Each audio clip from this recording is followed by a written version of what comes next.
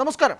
Open the straight of Hormuz എന്നാണ് Trump truth സോഷ്യലിലൂടെ post ഇട്ടത്. ഇപ്പോൾ യുദ്ധം എന്തിനാണെന്ന് പോലും ട്രംപിന് അറിയാത്ത സാഹചര്യം.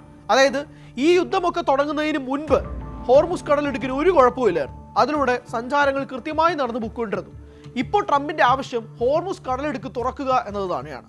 അപ്പോൾ ഒരു പ്രധാനപ്പെട്ട പ്രശ്നമുണ്ട്. ട്രംപിന് മാത്രമാണ് ഹോർമുസ് കടലിടുക്ക് തുറക്കാത്തത്. ബാക്കി രാജ്യങ്ങളിലൊക്കെ, അതായത് ഇറാന് വേണ്ടപ്പെട്ട രാജ്യങ്ങളിലൊക്കെ തന്നെ ഹോർമുസ് കടലിടുക്കിലൂടെ കൃത്യമായ സഞ്ചാരം നടക്കുന്നുണ്ട്. പാകിസ്ഥാൻ നടക്കുന്നുണ്ട്, ഇന്ത്യക്ക് നടക്കുന്നുണ്ട്, ബാക്കി രാജ്യം സൗത്ത് ആഫ്രിക്കയ്ക്ക് നടക്കുന്നുണ്ട്, എല്ലാവർക്കും നടക്കുന്നുണ്ട്, റഷ്യക്ക് നടക്കുന്നുണ്ട്. അപ്പോൾ എല്ലാ രാജ്യങ്ങളിലൂടെ അവിടെ കാര്യങ്ങൾ നടക്കുന്നുണ്ട്. US മാത്രമാണ് ഇവിടെ പ്രശ്നം നിൽക്കുന്നത്. ഒരു കാര്യം നിങ്ങൾ ഓർക്കുക, ഇസ്രായേൽ കൃത്യമായി അവരുടെ ബൗണ്ടറി പാലിച്ചുകൊണ്ടാണ് ഇപ്പോൾ യുദ്ധം നടക്കുന്നത്. ഇപ്പോൾ US ഏറ്റവും കൂടുതൽ പ്രശ്നം.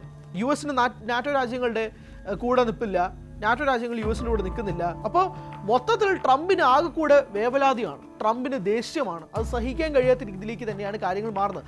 അതുകൊണ്ട് തന്നെ ഇങ്ങനെയുള്ള പോസ്റ്റുകൾ ഇട്ടില്ലെങ്കിലേ അത്ഭുതമുള്ളൂ.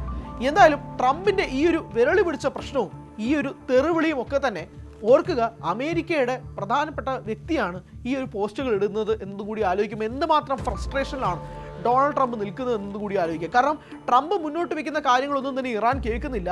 ഇറാൻ അതിനൊക്കെ പുല്ലുവിലയാണ് കൊടുക്കുന്നത്.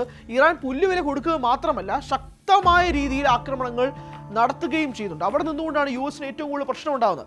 നിങ്ങൾ ആലോചിച്ച് നോക്കുക, ഫെബ്രുവരി 28 ഈ യുദ്ധം ആരംഭിക്കുന്ന പശ്ചാത്തലത്തിൽ എന്തായിരുന്നു US മുന്നോട്ട് വെച്ചത്? അതിനു മുമ്പ് കഴിഞ്ഞ വർഷം 12 ദിവസങ്ങളിൽ ഇറാനിൽ ആക്രമണം നടത്തിയിരുന്നു US. അപ്പോൾ US വിചാരം അവിടെയുള്ള ആർമികളൊക്കെ തന്നെ US തുടച്ചു നീക്കി കഴിഞ്ഞിരിക്കുന്നു, എല്ലാം ഇല്ലാണ്ടാക്കി, ഇനി അവരുടെ തലവനെയും കൂടെ കൊന്നാൽ മതി എന്നുള്ള രീതിയിലേക്കാണ് വീണ്ടും ഈ യുദ്ധം ആരംഭിക്കുന്നത്. അങ്ങനെ രണ്ടാം ദിവസം തന്നെ അതായത് യുദ്ധത്തിന് രണ്ടാം ദിവസം തന്നെ ആയത്തുള്ള അലി ഖമനേയി എന്ന ഇറാന്റെ തലവനെ US കൊല്ലുകയാണ്. പക്ഷെ ഇറാൻ വീണോ? വീണില്ല. ഇറാൻ കൃത്യമായി യുണൈറ്റ് ചെയ്യുന്നു. ഇറാന്റെ തലവൻ പോയെന്ന് വെച്ച് അവിടെ ഒരു കുഴപ്പവും സംഭവിക്കുന്നില്ല. അവിടെ മുജ്തബ അലി ഖമനേയി അധികാരത്തിലേക്ക് വരുന്നു.